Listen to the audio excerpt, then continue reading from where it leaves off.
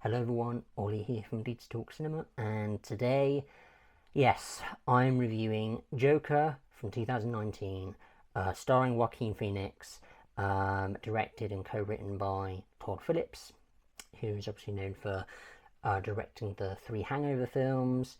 I think he directed a film called Road Trip, I think. He's basically known for making comedy films.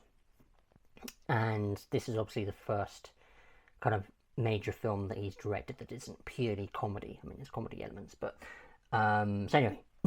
So the reason why I'm reviewing this, because you're probably wondering why the hell are you reviewing this now? This is like a 5-year-old film, 6-year-old film actually, should I say, almost. But the reason why I'm reviewing this is purely because I'm rewatching this not only because it's one of my favourite films of all time. If you haven't watched my top 20 films of all time list video, I'll leave the link in the description below if you're interested to see my other placements of my favourite films of all time. But I stated in that video, when I said my third favourite film of all time is Joker 2019, I hadn't watched still yet the infamous sequel, Joker ℚ𝕀𝕏𝕀, if that's how you pronounce it, but you know.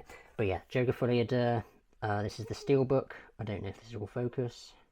Please focus. Don't know if you can read that, but it says Joker ℚ𝕀𝕏𝕀.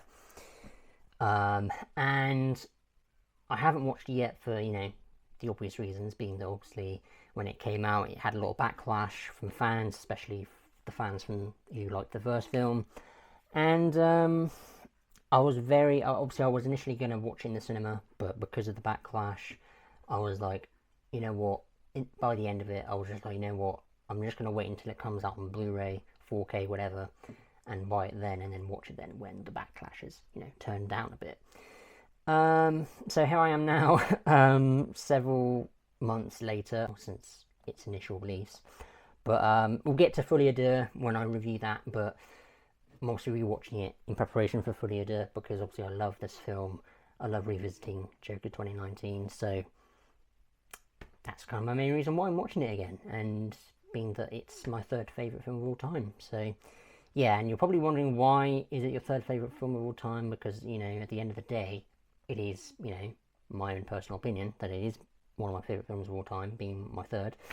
I mean, I'll get to my reasons why when I talk about my positives, mixed and negative stuff, but I just thought I'd quickly point that out, why I'm making this video. So I should be watching ℚ𝕀𝕏𝕀 maybe either later today and I'll review it tomorrow, or I'll watch it tomorrow and review it tomorrow as well. Maybe. Fingers crossed if that is the case. But yeah, so regarding Joker 2019, like I said, starring Joaquin Phoenix, also Robert De Niro, and Zazie Beetz, and obviously a couple other cast members that are, you know, a prominent part of the film. Yeah, obviously, as I usually do with these reviews when I'm at home, obviously I talk about my positives, mix the negatives. To point out, I actually don't really have any massive mixed or negative aspects, especially negative ones. Like, the majority of this review is me listing out my positives, because I absolutely love this film, and I'll get to my reasons why and my positive aspects.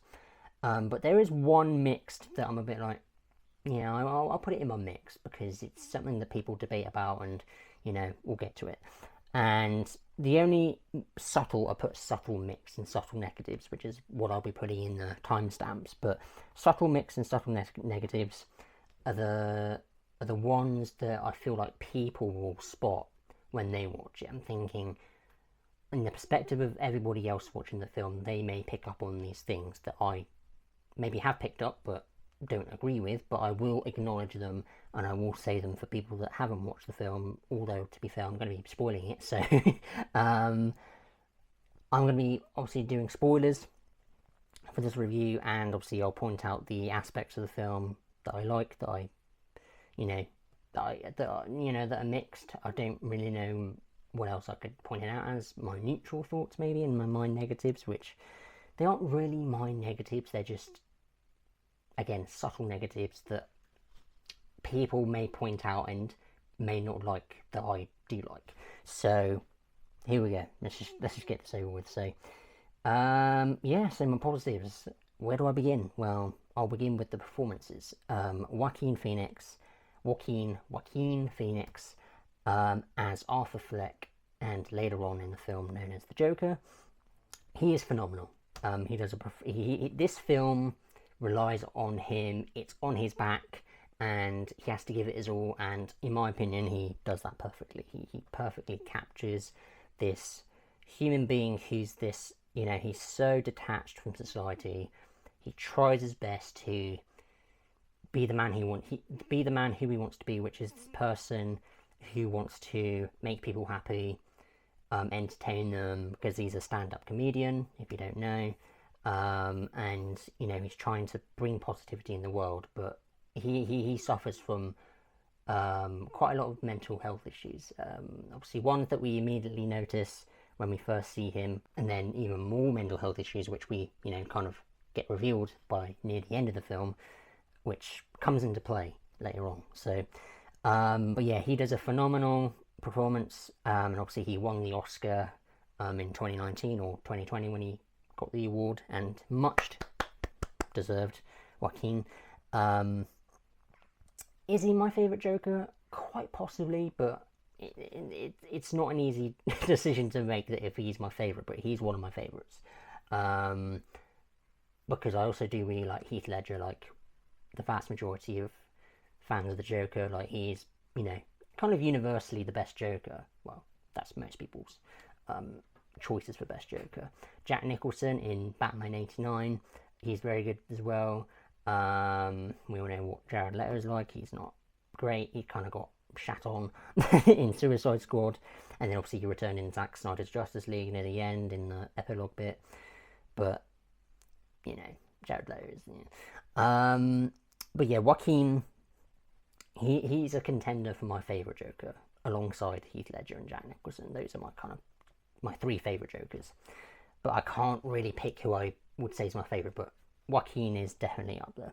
So Joaquin Phoenix is phenomenal. Robert De Niro, with the amount of screen time he has, when you look at it, he's only in it for about 10 minutes maybe slightly more, slightly less, around 10 minutes of the runtime of the film. But yeah, when we first see him, he's obviously a TV host of the Murray Franklin show. He's obviously called Murray Franklin, and we see he seems like a nice guy, but that's because this is something about the film that I really like, is the kind of dreamlike sequences that we see that are actually in Arthur's head, because he actually has a fantasy, because Murray Franklin in Arthur's eyes is his idol, his hero.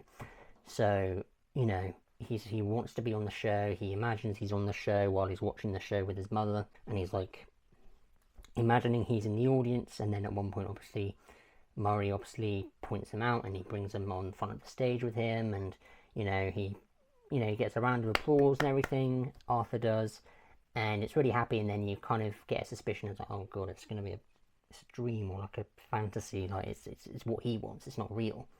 And obviously it turns out it is, because obviously him and Murray hug, and at that point you're just like, yeah, this is not real, like it's too good to be true. So, and then you kind of get the music that comes in, and just you're just like, shit, man, like you wish it was real, because you see the struggles that this guy goes through, obviously Arthur Fleck, and you want him to be really happy and have these fantasies come to life, which they don't really when you see the film. So yeah, obviously in the end, Robert De Niro is kind of portrayed as a massive prick, intentionally, obviously, like this prick TV host that makes fun of him, because obviously he gets invited on the show, and we all know what happens at the climax of that. Like, it's brilliant. And yeah, Robert De Niro himself, he was really good as Murray Franklin, despite him being an arsehole, but obviously that's his character, so he's great at doing that. But yeah, I mean, it kind of goes to tell you that, never meet your heroes, that saying, like, never meet your heroes. It's not going to be, for the most part, it ends up not being how you want it to be, like, and obviously this film perfectly portrays that.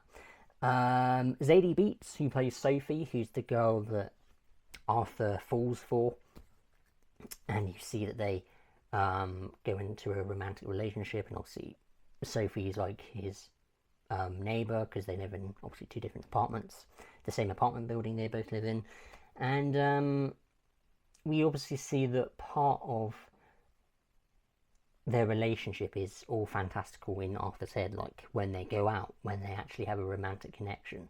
That wasn't real. That was one of the main fantastical moments that was like, this is fantastical. This is not, you know, interpreted as either real or fake. Like, this is not, because it very clearly states at the end that it's like, no, this is not real. So that's sad as well. That's the sad truth. By the end of the film, you see that. But she's great as well. I mean, again, like Robert De Niro, she probably gets a little less screen time than he does, Robert De Niro, but she's good as well. For what they give her, she's good. The bold direction and the atmosphere of the film is really one of my big positives as well. Like the 1990s, is it 1990s? Is it 1980s? I think it's one or the other, but the 80s or 90s aesthetic is really cool. I really like how they do that with the cars, just the look of it, the lighting and everything, just the whole mise-en-scene. I could just say mise-en-scene, there we go, of the whole film is just brilliant. You know, Gotham is just depicted as this decaying, oppressive city riddled with poverty, rubbish, and social unrest. Like, obviously, it's just like no one gives a shit in that city, the way it's portrayed, and you don't want to live there. In this interpretation of Gotham, it's an absolute no-no from me as a viewer, wanting to live in the city. It's just like, no, this looks dreadful. Like, in the opening minutes of the film, we get the radio playing while Arthur's at work, and you hear all the public on the radio saying, oh, it's like this is rubbish and garbage and rats everywhere. It's something that affects almost everyone in the city, no matter who they are or where they live. You can't go down no one avenue without seeing nothing but garbage and rats. Yeah, it's not very nice. But in terms of the overall aesthetic and the mise-en-scene of the film is brilliant.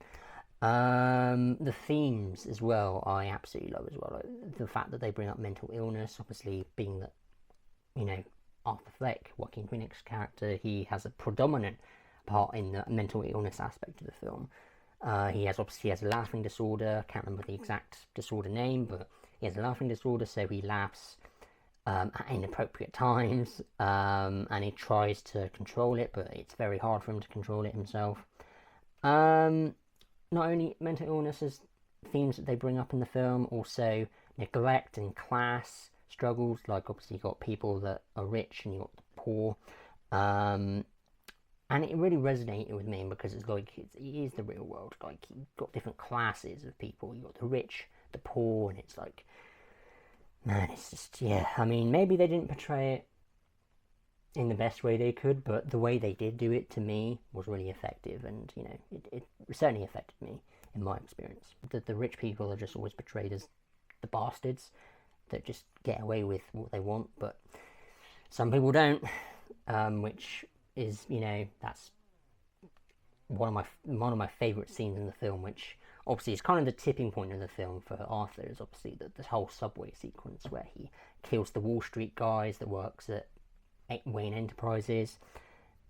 Is it three? Yes, three guys. Yeah, the three Wall Street guys that get killed because obviously they make fun of Arthur for laughing and everything, and just about when he says, I have a condition, obviously he says, oh no, I'll tell you what you have, asshole, and then they beat him to the ground, kick him, and then he has the gun that his co-worker Randall gave him, shot him. It's like, oh shit, it's like, that's one of my favourite scenes. It's like, yeah, get their asses, Arthur, like, get them, like, you know, like, you never felt, like, it's probably the only part of the film you like, there's a hint of, you like, it's a bit messed up, but at the same time they kind of deserved it, and, you know, kind of got what they're coming for, you know, like, it's, yeah, it's just like they're assholes, and maybe they didn't deserve to get killed, but certainly arrested and get put in prison. But like, come on, that's just ridiculous. Like, harassing this guy, and, you know, it's just, yeah, I mean, while it's one of my favourite scenes, it's also one of the most saddest and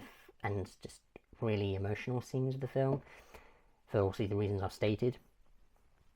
And yeah, it's one of the most standout scenes of the film. So yeah, the themes, as I've just mentioned, the ones that I've said, really resonated with me. The camera angles and the movements, like the panning in Like when we first see Arthur beaten up in the alleyway with the kids that stole his sign from work, and then he gets kicked and stuff, like, oh, take his shit, and then you're just like, and then it kind of zooms out, and then the massive title comes up, and you're just like, shit, like that's a fucking film opener right there. And yeah, it just really does really well with setting up what this film is really going to be about and how it's going to feel. It's like depressing, and some people will not like that, but I'll get to that later on in my review. But I really like how dark they went in this film, because they didn't hold back. They were like, this is real life events, this is stuff that really does happen, sadly, but it is what it is. So the stuff that they go through is really good. But anyway, the camera angles and the movements from the panning in, the panning out, and the placements as well of the camera, really effective and really like mesmerizing as well. Like certain color grading as well, like the lighting with the emotional effects, like when you kind of point out like the yellows, the reds, the greens, the whole, I don't know, the whole tone of it. You kind of get a sense of what this film feels like, if that makes sense. So yeah, the camera angles and the movements really perfectly do that, like the tracking shots when Arthur's walking home, you have the shots of the steps and stuff. But yeah, really good stuff. And lastly, my final positive that I can think of that I've written down, because I have my laptop with some notes. The last positive I can say for this film is the score. My god. Now I can't pronounce the composer's full name. I think her first name is Hilda. Don't know her last name because she's an Icelandic composer, but I can tell you this, she did a fantastic job with the score, because it's just, it perfectly embodies this film. It's almost like with some films you have the writing, the direction, but also the music. Without the music, I do think it could do really well with what it has, but the music elevates the whole film. Like, it's haunting, it's impactful, it's brooding, and deeply psychological, I'd say. Those are the kind of the terms that I would call this score. It's just, it's not a happy tune. It's not, I mean, the soundtrack, all the music, all the copyrighted music that they implement in the film are cool, but the actual score, like, it really, it's so effective. Again, I probably say all these same terms, but I can't really think of any other words to describe it. But the score is just, again, so resonating, but sometimes for the wrong reasons, because it's like, it's, the cello and everything. The cello, like the Defeated Clown track and everything. And I think all the tracks, all the songs, all the music tracks for this whole score is just so mesmerizing and effective, and just all the other terms that I've just said. But yeah, the score is a big positive for me. Absolutely brilliant, big aspect of the film that I can definitely big up. So that's my final positive, I guess. I mean, my only other positives is certain scenes that really affected me, like obviously the climax scene with the Murray Franklin show, where Arthur goes onto the show when he gets invited, and because obviously he was on TV at the comedy club that he works at, and then obviously Robert De Niro invites him, and you know, he kind of suspects that obviously it's because partially he thinks obviously because he saw the comedy show bit that I did on TV, but he actually made fun of him when you see it, when he's in hospital with his mother. The Murray Franklin turns on and he notices that he's on TV. He's like, oh shit, yes. I hated school as a kid, but my mother would always say, you should enjoy it. One day you'll have to work for a living. No, I won't, Ma. I'm gonna be a comedian. It's one of the only times in the film where you really see him happy and like, oh my god, this is so cool. And then it changes, the mood changes, or his mood changes, the whole film mood changes, because obviously we see that Robert De Niro doesn't actually, you know, applaud him or think he's cool. He thinks he's a fucking freak. When I was a little boy, and told people I was going to be a comedian, everyone laughed at me. Well, no one's laughing now. You can say that again, pal.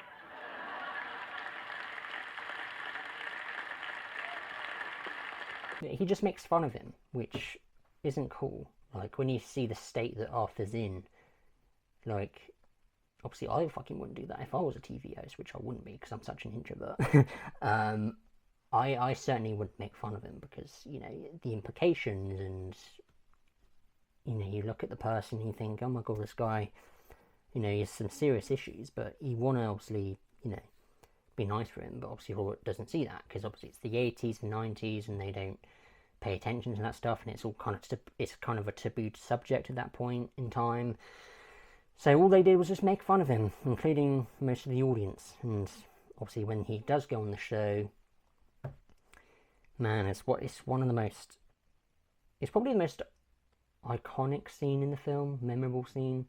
Like, he confronts him, he says, "You're awful, Me? I'm awful? Oh yeah, how am I awful? playing my video, inviting me on the show. You just wanted to make fun of me. You're just like the rest of them." a brilliant scene, so much tension. You're like, oh shit, he's confronting him, and he's like, you're a prick, just like the rest of the people that see me, perceive me as this freak. Like, you don't care about me, and the people that are also struggling, you're just like, nobody thinks what it's like to be the other guy. Everybody just yells and screams at each other. Nobody's civil anymore. Nobody thinks what it's like to be the other guy. I love that quote as well. Like, just perfect quotes, perfect, just, I don't know what else I can say, to be honest, because it's just, I don't know, I just love the majority of this film. Like, I do think it's brilliant. So anyway, sorry, I'm already getting out of breath now, but we got to continue on. So, moving on to my subtle mixed. So the only mixed that I can really well, I mean, I can understand all these mixed and negative aspects, but I disagree with them. I mean, there's one mixed element that I can be like, I'm kind of back and forth. I'm a bit like positive mixed. I'm mixed positive with this aspect, and it's Arthur and Sophie's subplot, where most people think it's unnecessary because it's like, it kind of drags on a little bit. It's like, you could have chopped off like 15-20 minutes of the film and it would have been better, but I disagree. I actually thought it was really, I thought it really made it better having that, because you see Arthur in this relationship and you think, oh, this is a great, like, it's great that he's finally in this relationship, and then you find out, oh god, another thing that really beats him down, because it's another fantasy. That's the fantasy that he's been imagining. That's the one that they blatantly point out is not real. The fact that he's going out with this girl that he really likes. But obviously when they do end up, when we do end up obviously see them properly speaking, Sophie doesn't know who he is really, other than obviously the fact that he's his neighbour. He kind of turns up out of nowhere, and it's at night time, and she's like, oh my god, like, shit, what are you doing here? Like, and you're like, hold up, what's going on? And then you think, oh shit. And then especially when they show you the bits where we see them hang out and she's not actually there, it's him on his own, and then there's the music that pow, pow, pow, pow.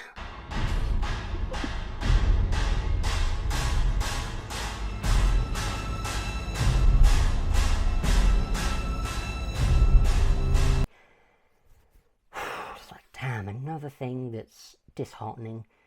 Man, like, it's crazy.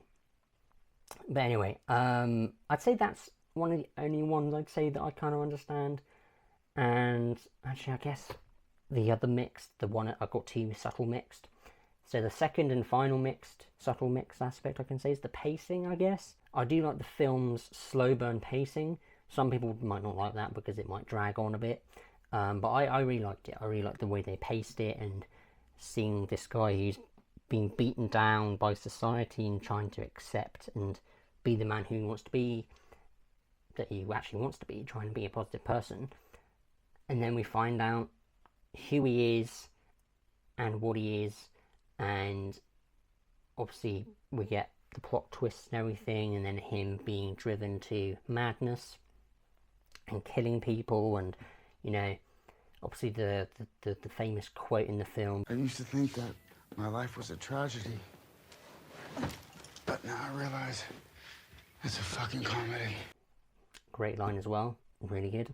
And yeah, man, I love this film. But anyway, I guess the pacing and the subplot with Arthur and Sophie are the only two mixed, subtle aspects of the film for me. So I can understand these subtle mixed and negative aspects that people may say. So I wouldn't argue with them, but I would disagree. But anyway, moving on to the subtle negatives. So first one being, I guess, the obvious influences of the film. Now, these influences I didn't really spot properly, like the Martin Scorsese references, which is kind of, you know, makes sense because, ironically, Martin Scorsese was going to produce this film, but then stepped away because of The Irishman. I can't remember the reason why he stepped away, but he ended up stepping away. I don't know if it was creative differences or if it was because he was working on other projects. I don't know why, but whatever the reason is, he was going to be part of this, and I guess Todd Phillips is a massive fan of Scorsese, so he implemented a lot of elements from his films and implemented them into Joker, which I didn't really notice any of them, even though I've watched Taxi Driver, which is one of the main films that was influenced by this, and also The King of Comedy, which I haven't seen yet. So I have seen some reviews where people were like, it's a bit too on the nose, it's like they copied a lot of these elements, and if they could have been a bit more original. And as someone who hasn't watched The King of Comedy and has seen Taxi Driver once, which I did like, but I didn't really notice any of those big influences. But I mean, again, I understand there's people that have seen those films and do notice those glaring influences from Scorsese and don't like that, and I get that, but I don't see that personally. My second subtle negative is the ambiguity. I guess, again, the dreamlike sequences where obviously where we kind of try and guess which is fantasy and what's real. Like the ending being the biggest one, I'd say. Is like, so is the whole film all inside his head, Arthur's head, or did it all really happen? And I'm on more the side that actually do think it's all real, because it is cool. I love that when films kind of make you interpret whether or not it's real or fake, or a fantasy rather. But yeah, fantastic. I think that's fantastic, but some people might have an issue with it because it's frustrating or confusing, and it's like, I don't know if this is a good or bad idea. But I really like the ambiguity of the film.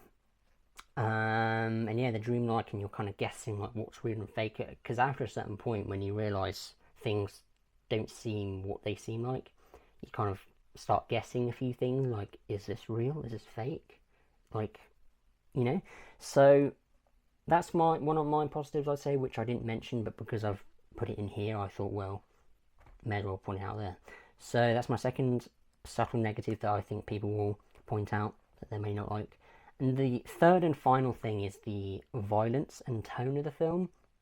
Now, the tone, obviously, it's very, very dark tone. It's very dark and brooding. It's not happy whatsoever. I mean, there's a couple of like funny moments that you're kind of like, should I be laughing at that? But I do.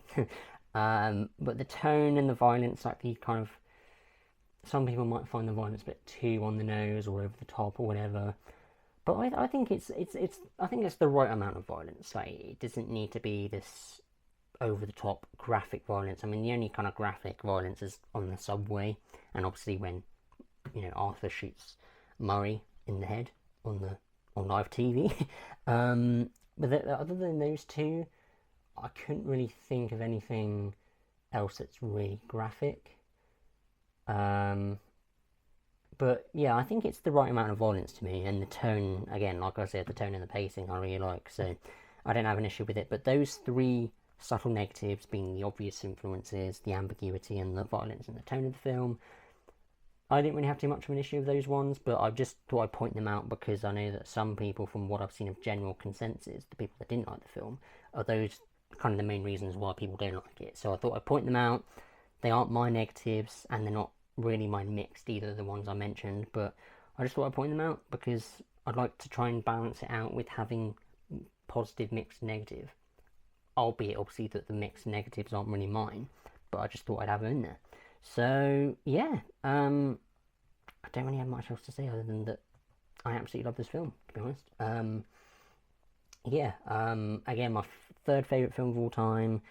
I love the performances, I love the direction and the atmosphere, the tone, the ambiguity, the camera angles and the movements. I just pretty much love everything about it. I can't really think of any negatives that really stand out to me personally. Again, anyone that doesn't like the film, that's totally okay. I don't have any issues that people that don't like the film and that have their reasons for it. I mean, that's the whole point, the reason why everyone has their own interpretive opinion. So, you know, that's really it, really. At the end of the day, you know, we like it, we don't like it.